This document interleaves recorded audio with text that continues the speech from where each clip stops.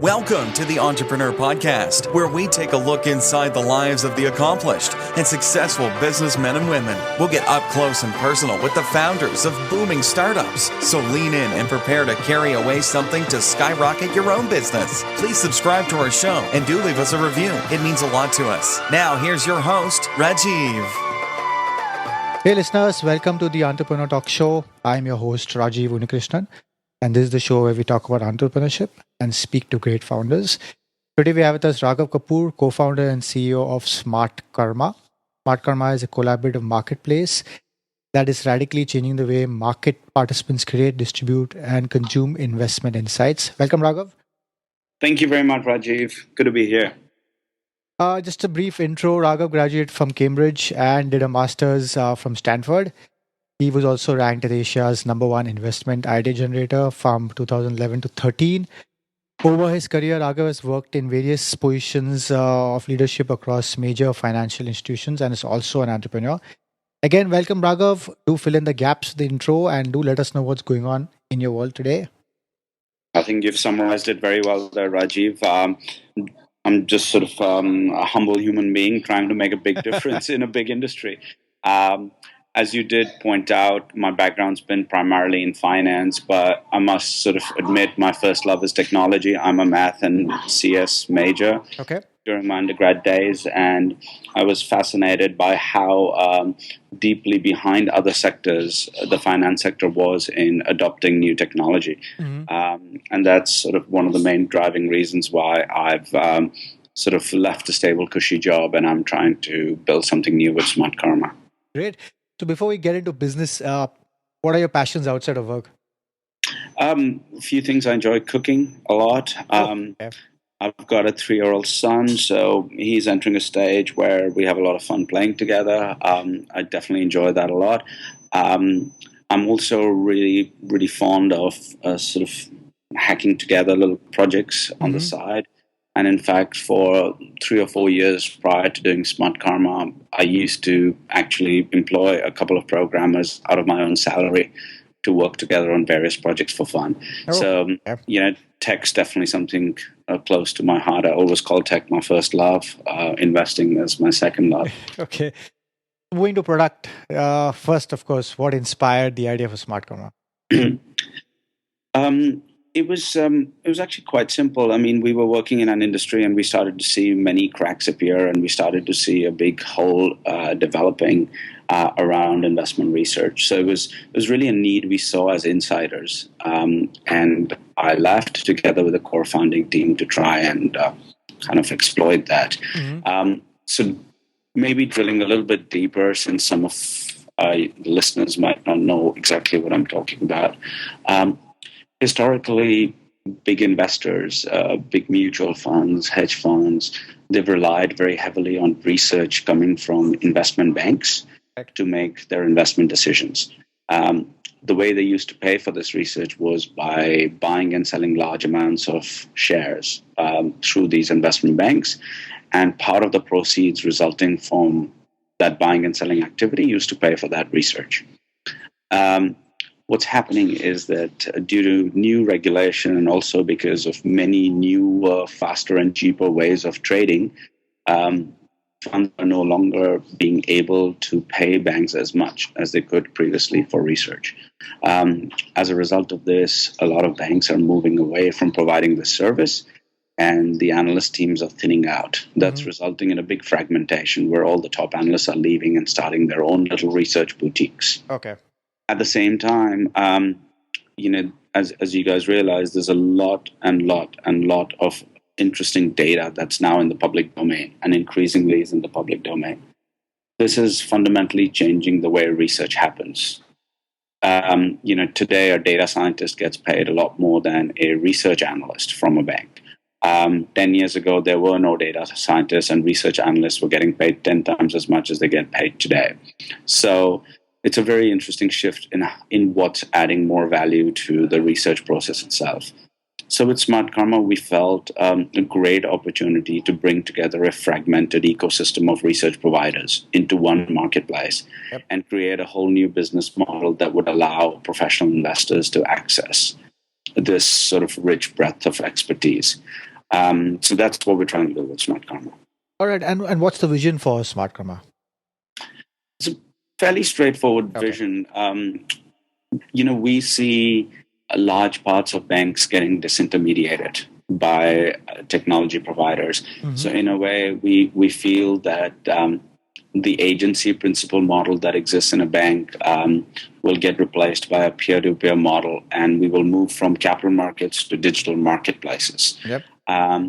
And that's the overarching mission. And under that whole capital markets piece, we feel investment research is a very interesting service for us to disintermediate, build a clever, better way and a much more efficient and transparent way for all market participants to collaborate with each other for the exchange of best ideas.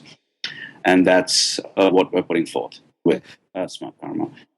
So, who are the key people to take this project off the ground and make it a reality? You have co-founders also, right?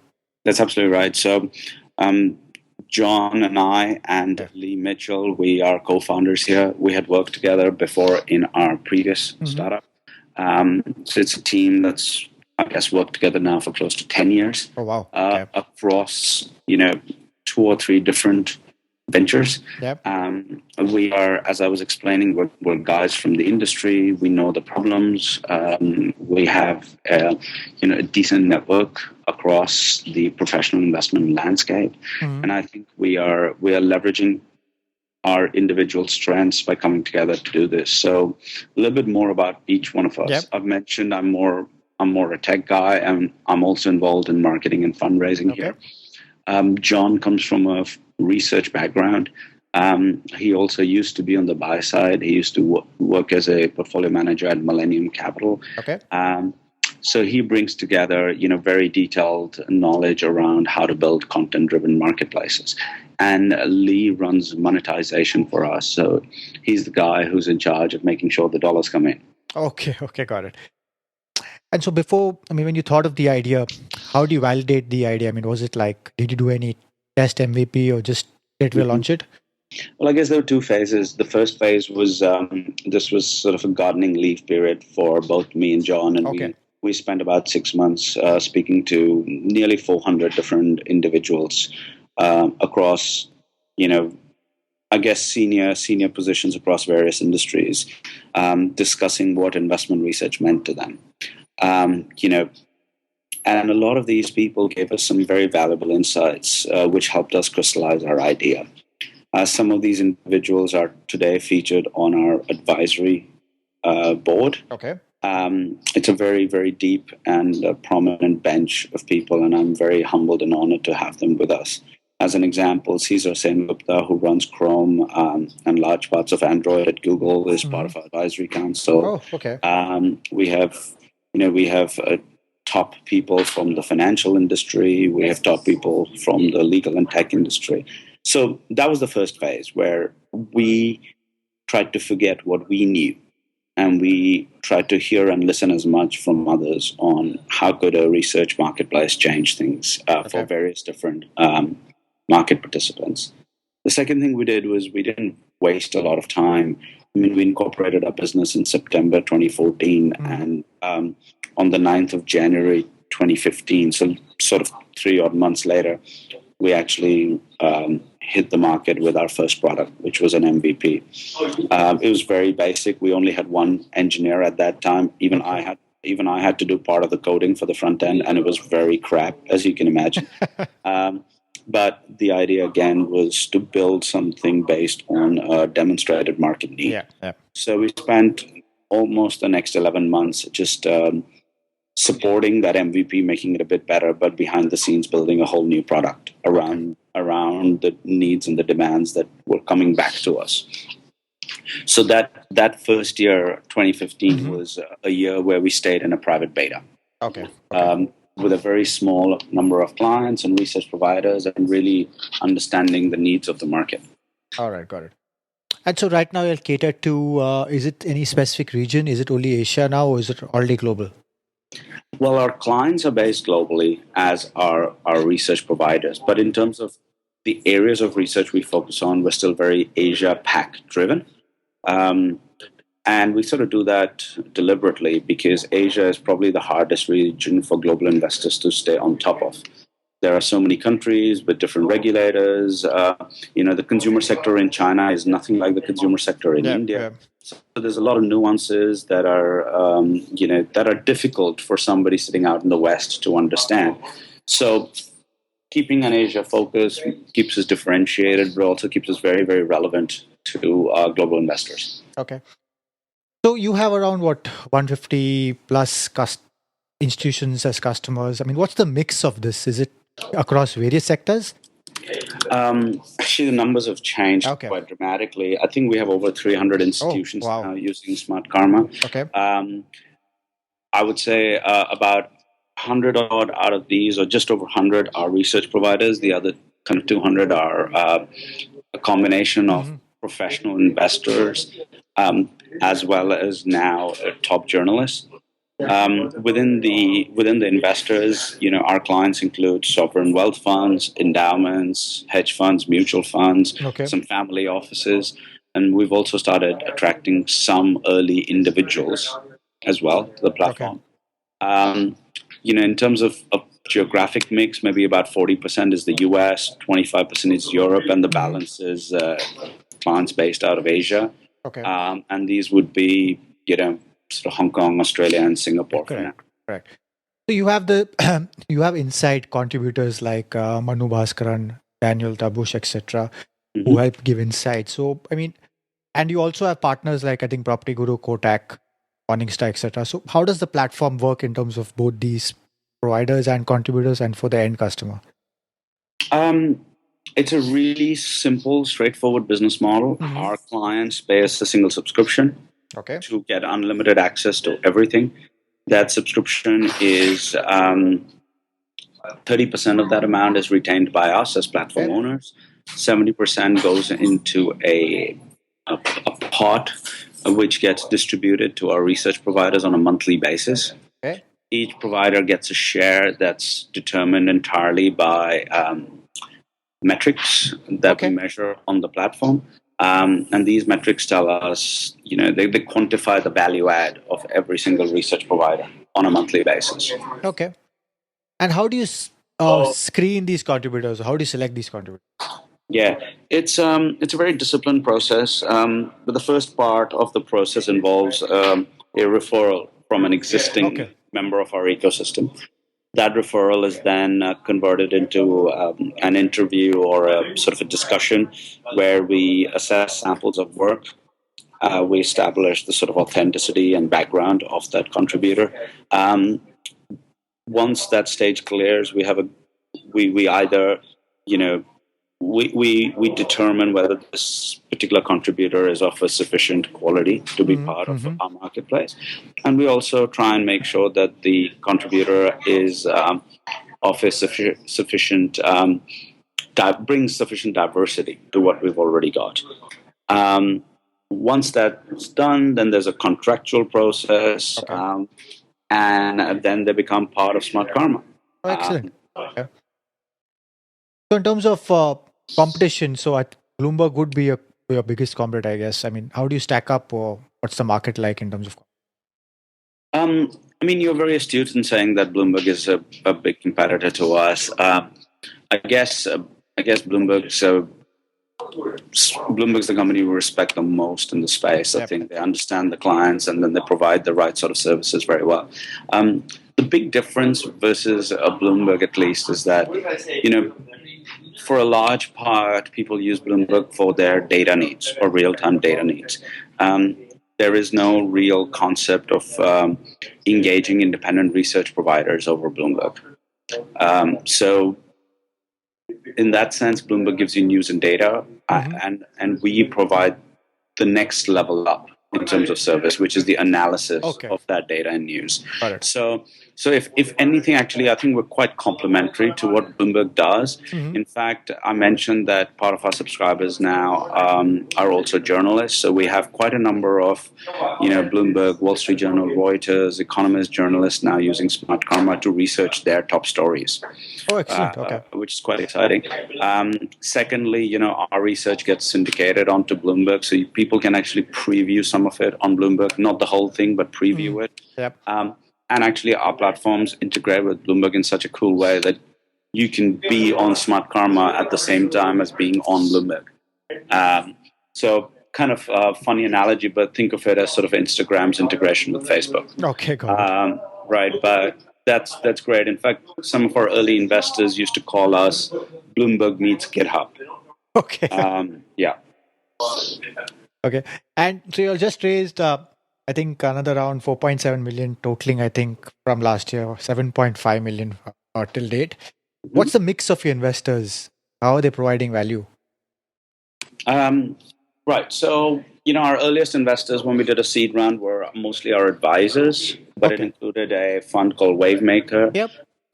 They're part of the DFJ network, but they're based out in Singapore. So they had a very good sort of mix of local Asian partners, but a good Californian sort of vintage. And I like that.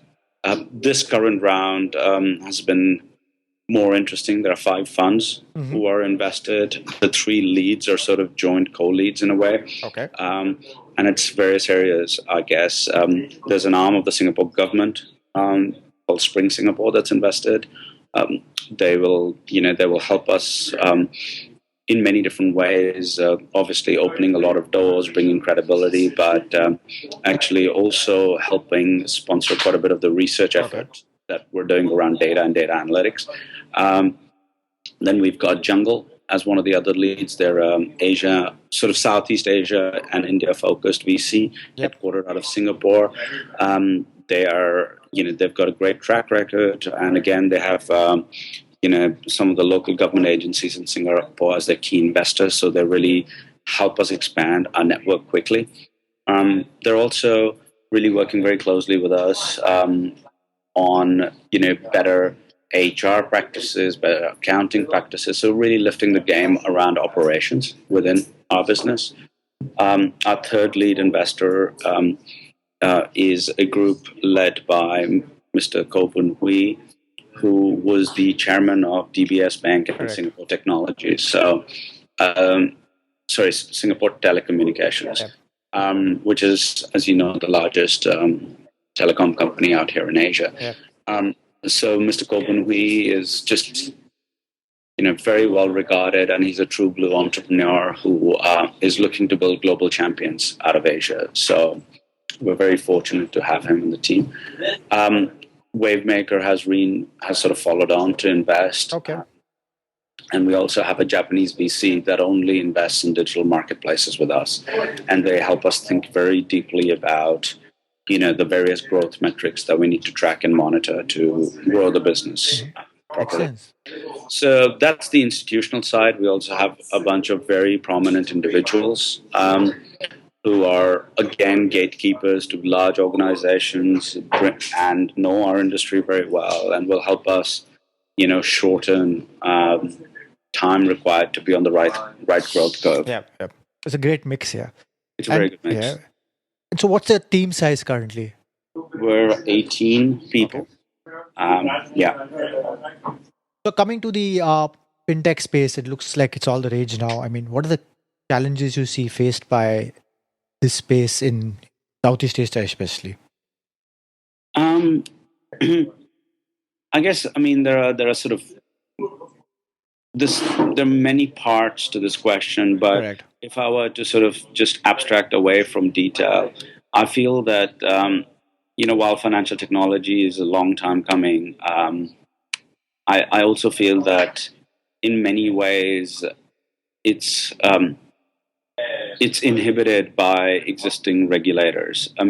It's not easy to build a cross-border fintech business around payments, for example. And I feel because of this, what will happen is there'll be probably a lot of very small companies. And, it'll be harder to build a bigger giant. Similarly, I feel what will happen is that people will focus on the fintech opportunity within Asia, if you're an Asian company, and probably not build a global business out of it.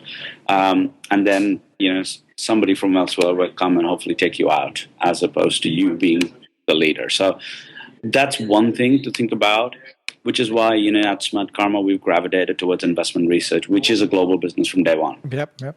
We don't have the same jurisdictional issues that, say a payments or a blockchain business might have. I think the second thing to think about also is, building for an institutional audience. I guess traditionally what Asian startups have done very well is copycat models from the West, especially B2C models, which is, which from a sort of process-driven way is easier. We've not seen many B2B leaders out of Asia. No. I think dealing with that institutional audience is something that we've not done very well. And in many ways, a large part of fintech would be dealing with an institutional client base, even if it's a B2B2C play. So I feel, learning, fintech companies will have to be very astute in their contractual processes and their legal frameworks, just operationally a lot stronger in the early days than a B2C company is required to be. Correct. And I think that's something that people must understand. So, and be ready for, which also means that there's a higher cost of operation. It means there are higher barriers to entry in some ways. These are things to be aware of. Okay. So moving out of business, what would you say? I mean, who would you say were your greatest influencers in life?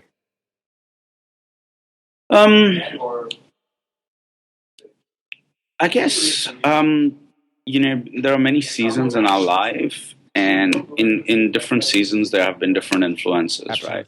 right? Starting from my parents, my mom and dad, who influenced me, obviously, in a very big way growing up. They're both academics. I grew up in India.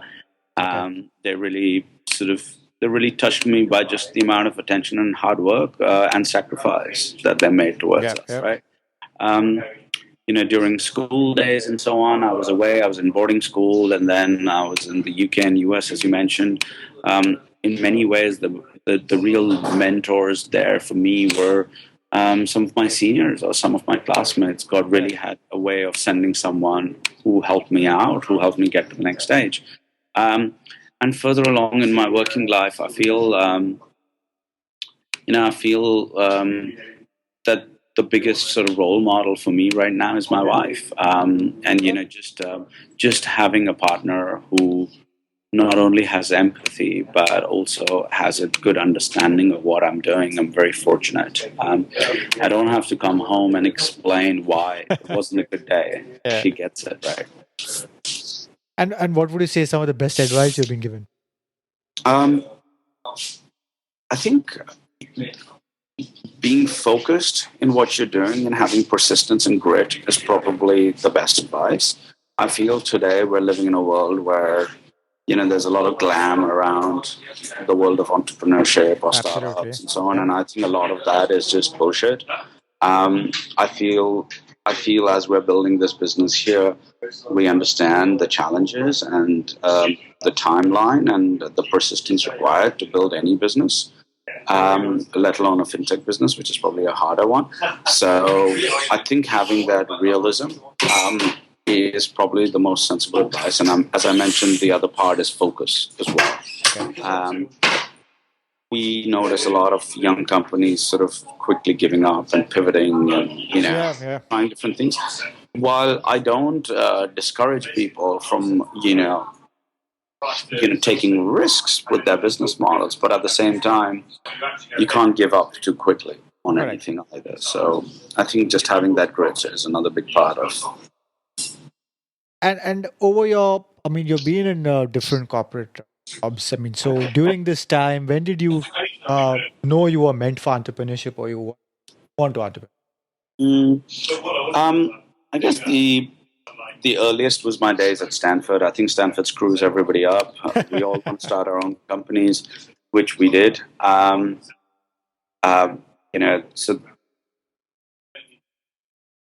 that sort of was the first real taste of me being an entrepreneur. The second big thing was in 2008. Towards the end, I used to work for Citigroup at that time, part of their institutional equities team. And that's when I left to start my first business with a few other partners. Okay.